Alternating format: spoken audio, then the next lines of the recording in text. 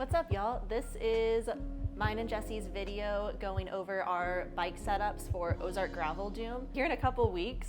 So he and I are going to go through both of our bike setups for the race. We are each missing a few parts for our bikes. It's mostly like, I need to put your chain ring on still. Yeah.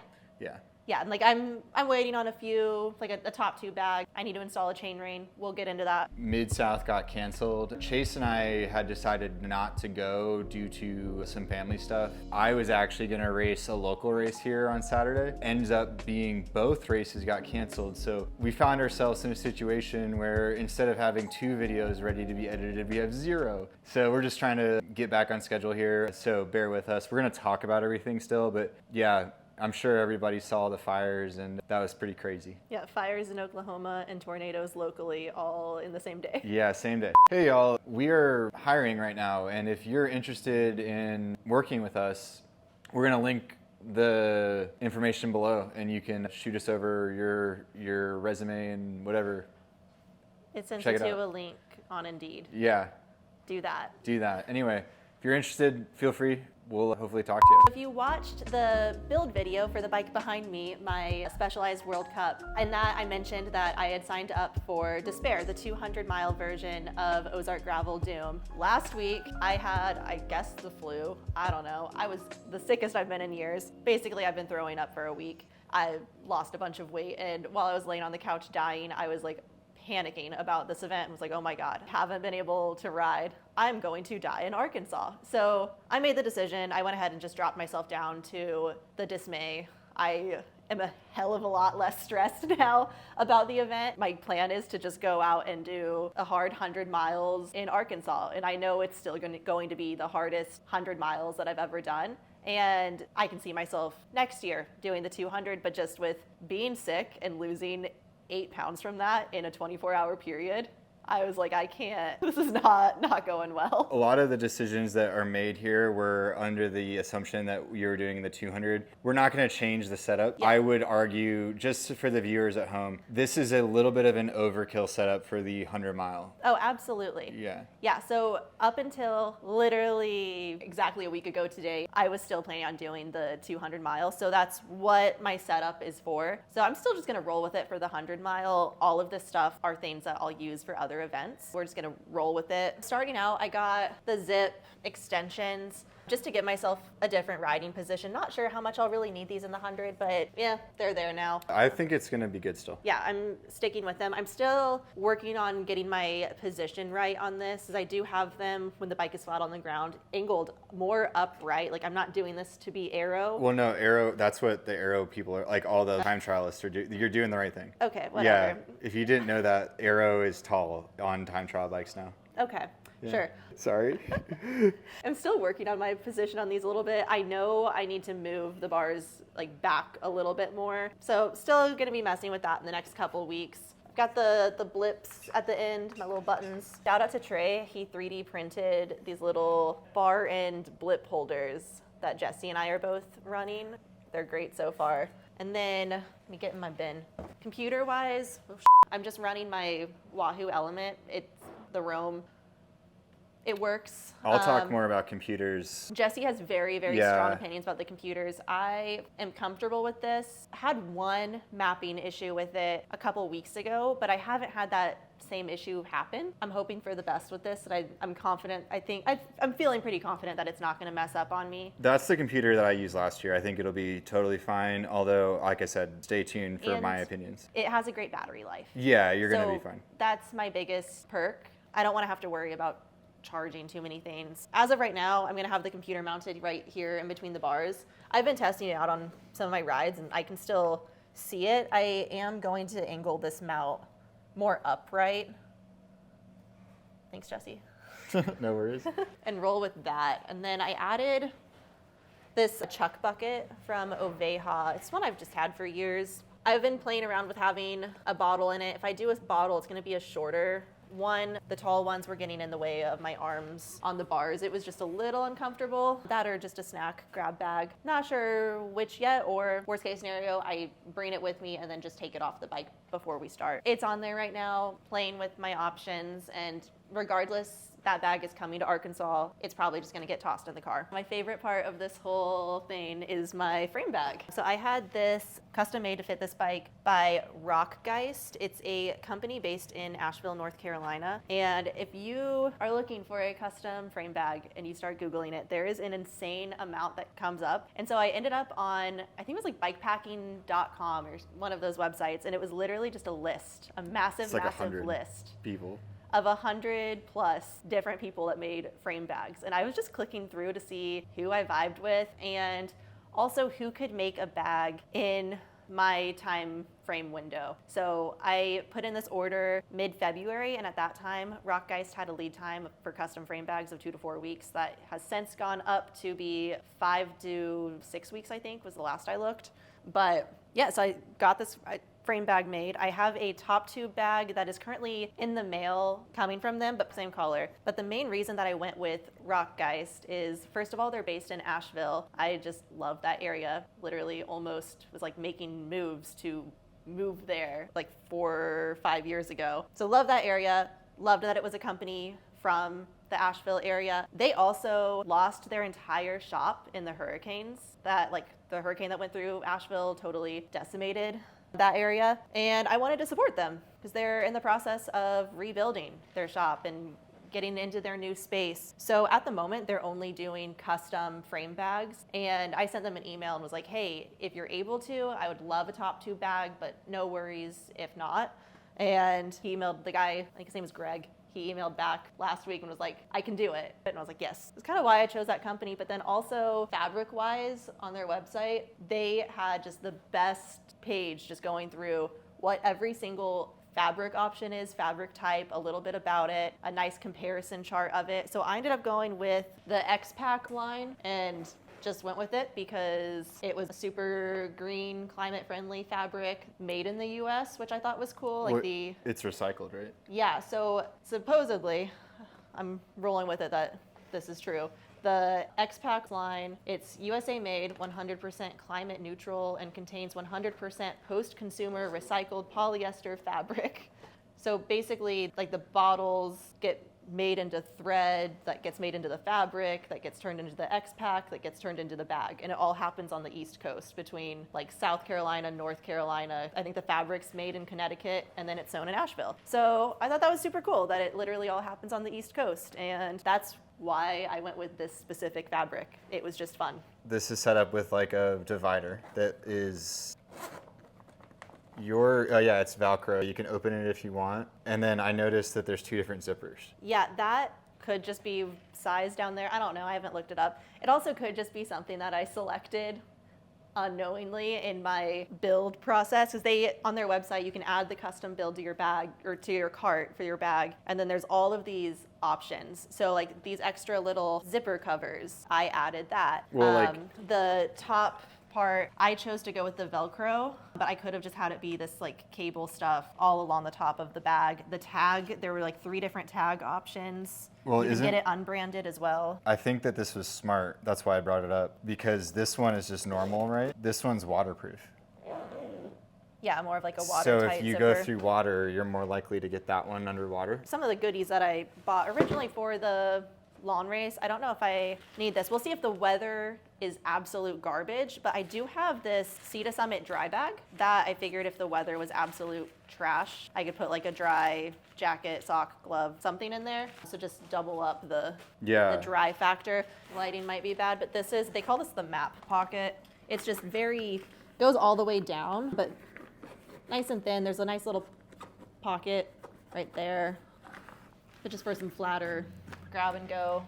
They also cut this to like work with the shot. The process of getting this bag, sizing, measured, all of that, I literally taped a measuring tape. Taped a measuring tape to the top with electrical tape, and then I just took them photos. They have all sorts of photo guidelines on their website. Emailed it to them. They responded and were like, photos are great, thanks. And then they made this. So yeah, I love that how they cut it to go around the shock. It has a really nice fit to it. It's like pretty flush. It was pretty. It looks good. Yeah, no, this fit is very on point because this is a small World Cup frame. They crushed it. I'm stoked to see the top tube bag. If you want to see the top tube bag, just check out my Instagram. Yeah. By the time this video comes out, I will most likely have that bag and we'll have posted about it. I'm switching my chain ring. We just haven't had a chance to make that swap yet. This is a 32 tooth chain ring. Going with this one just because it's the smallest they make, and I just want an easier climbing gear. The 100-mile races, I think I saw like 11,400 and some feet of climbing. Yeah. So over 100 and I think 9 miles. So I want to climb easily. So if you've been following anything on the channel, you would have seen by now that in all of my videos, I've been asking for light recommendations for a very long time. I ended up, since I dropped down to the 100-mile distance, I'm not gonna get the handlebar light. It came down, I was looking between outbound and exposure, but I did end up getting this Phoenix. This is the HM65. This is a headlamp. I originally was going to mount this to my helmet, but since I'm doing the 100, I don't know if I'll be riding in the dark or not. So I'm just going to put this entire thing in my bag, and I'll just already have this fitted to fit over the top of my helmet if I need it. It's just a really good little backup. It's got several settings. It's pretty bright. What is cool about this headlamp and why I went with it, so it comes with a rechargeable battery. So I'll have that ready to go, but you can also put in a disposable battery if you're in a pinch. And I've seen a few people, they'll start with a disposable battery and have this charged up and ready to go, because I've read that the disposable batteries don't last quite as long as the rechargeable one does. But then once that disposable dies, you can just, if you're at near a convenience store or something like that, you can toss it or just put it in your pack and then switch to the rechargeable one on the back. It's also USB rechargeable, so in a pinch, if it's dying, I can always just use a hair tie, or if I need to figure out how to get it charged with the battery pack. So I'm probably just gonna stick with this since I'm just doing the 100. I don't anticipate being out all night unless something really bad happened, and I'll cross that bridge when I get there. The Katadyn Be-Free water filter. This is just a 1 liter squeeze bottle. There's just creeks everywhere along the course. When I need more water, I'm just going to scoop it, squeeze it into my water or hydration pack. My hydration pack is at home, but this is the same one that I have and that I will be using. This is the Usui Outlander Pro. It's a 2 liter hydration pack. If you want to buy this, check it out on thebicyclestation.com. You can buy this exact one featured in the video. Yeah, it's just a 2 liter hydration pack. Nothing fancy. Straps are comfortable. It's just what I'm using for my hydration. If you watch the build video, you probably already know most of this. But I have the flight attendant fork. It doesn't do flight attendant. It's basically just a lockout right now. Which is still sweet. Yeah, so it's just manual from my button, just doing the clicks. Maybe one day it'll work. I'm keeping my fingers crossed that one day this fork will truly be flight attendant instead of just a really bougie electronic lockout. It's like the most expensive electronic lockout ever. Yes, but it's fine. Let's see, tires. I'm doing the Vittoria Peyote 2.4s. Really vibing with the tread on this one. And I'm gonna credit Jesse to this change. He noticed that a lot of people in Arkansas are riding this tire. Or just Victoria in general. And Victoria in general. And we were like, well, if the locals are riding that, Arkansas rocks are sharp, like, let's do it. I'm riding my Epic World Cup.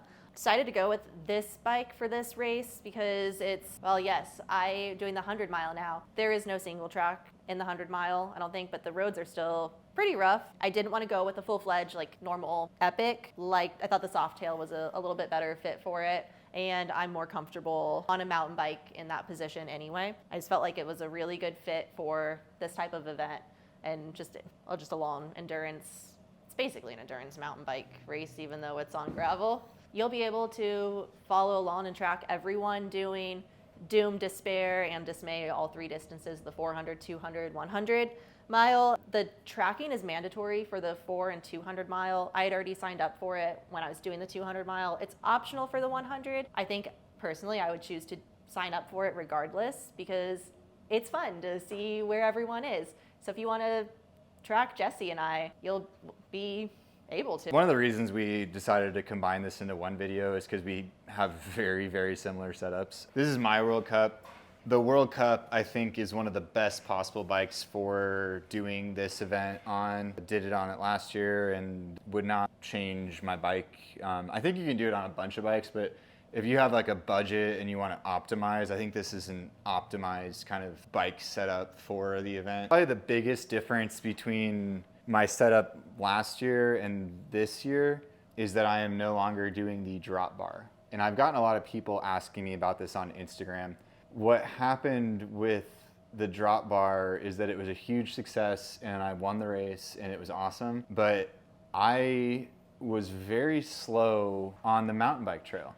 And I didn't feel like I needed to be. I want to kind of attack that portion. Like Andrew calls it like a black hole, the race director. Like you just go in there and then it's like 3 hours pass and you're like, you feel like you just didn't go anywhere. And so I'm really gonna try to get through that fast. And so with the aero bar, these are the same aero bars I've ran the last 2 years at this event. I think that having an aero position and a mountain biking position is going to cover more base. Like I felt like I had 2 aero positions last year, and that is the main motivation I have for going with the flat bar. I would still tell you, if you're interested in a drop bar World Cup, like I still think that's an awesome setup. Just wanted to explain why I am not specifically running it this year. I wanted to optimize to like be faster in the single track.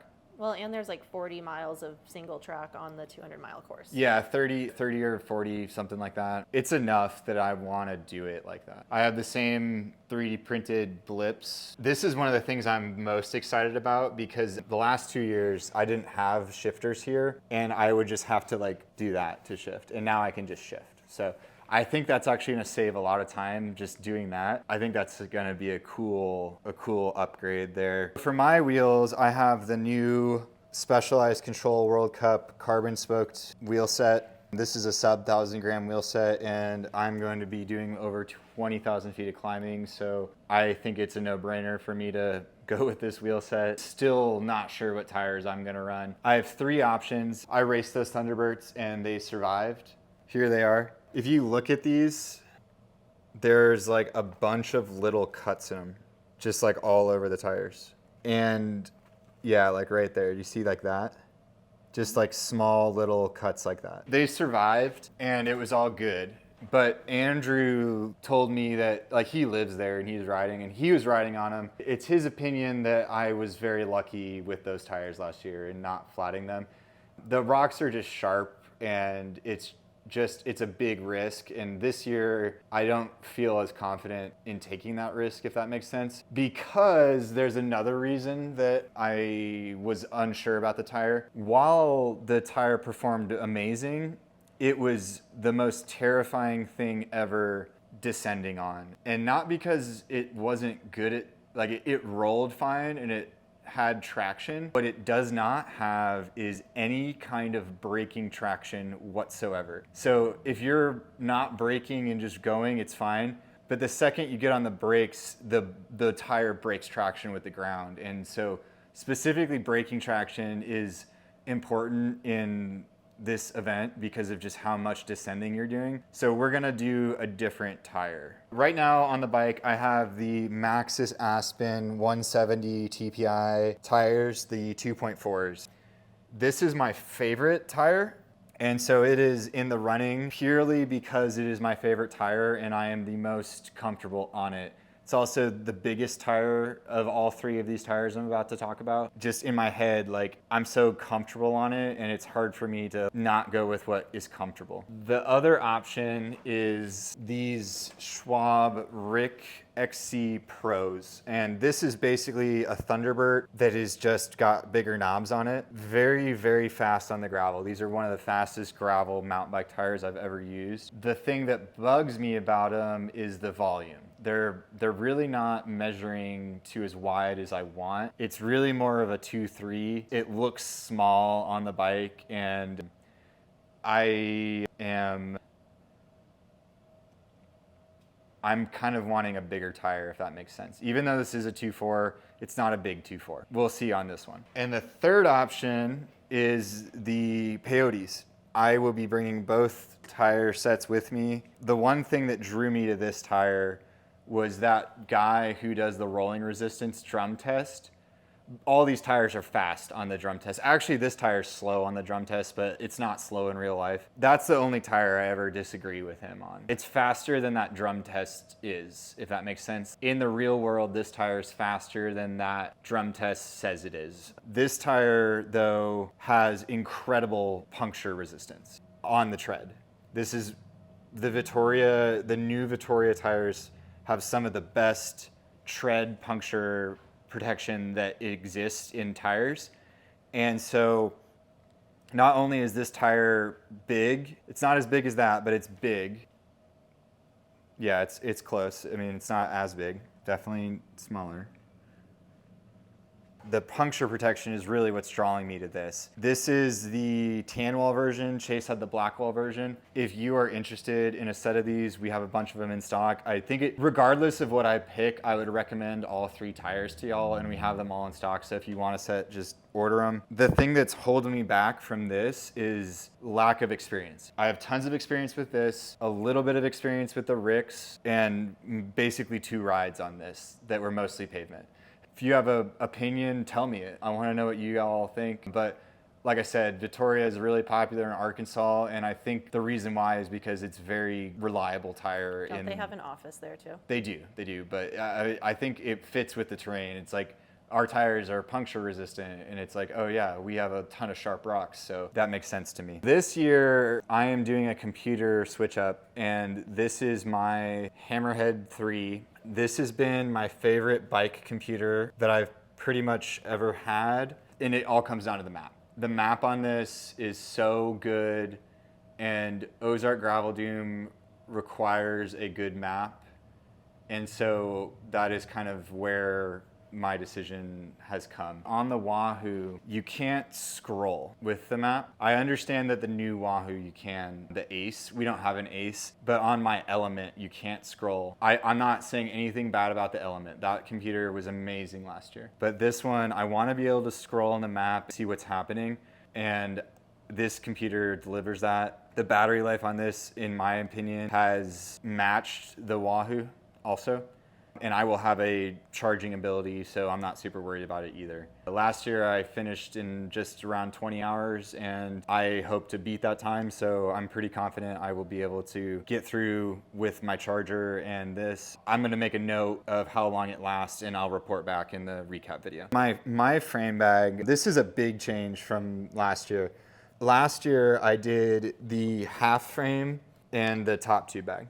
This year, I am going just with this one bag. And the idea is that I'm not gonna stop or sleep. I'm gonna stop, sorry, but you get what I'm trying to say. I'm just going for a 1-shot ride. I don't need to carry anything extra. So what I wanted was just a single bag with all my stuff in it, mostly food. I'm only gonna have essential repair stuff, a jacket, and food. So this is made by South City Stitchworks, and they are actually sponsoring the event. If Andrew's recommending this bag company, like that dude knows what's up with bags. Like he's a legit super ultra long distance rider. So I just I didn't really even do any research. I just was like, yeah, let's go with them. And it was awesome. So it's February, Doom is 2 months away or something, but this is part of the process for getting my bag, which y'all will likely see in the near future. In the future. Or no, wait, you'll see it in this video. Anyway, so South City Stitchworks is doing like a 10% off for anybody who wants to get a custom bag. And I thought it'd be fun to kind of show part of the process of getting a custom bag. So what we've done here is we've taped this cardboard box to the back of my frame because we are making a template. And we're gonna mail it to him. He's in like St. Louis or something. So you just trace the inside of the frame. Yeah. Easy peasy.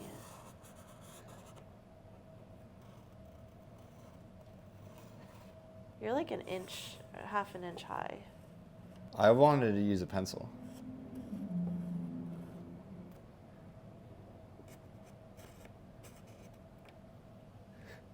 It looks pretty good, I think. I think it's pretty good. Last year I used a half frame bag and it was like here, and I had all this wasted space, and this bag didn't even like fit. I mean, it worked great, but it wasn't optimal. We're gonna mail this to St. Louis now, and then hopefully we just have a bag come in the mail sometime, right?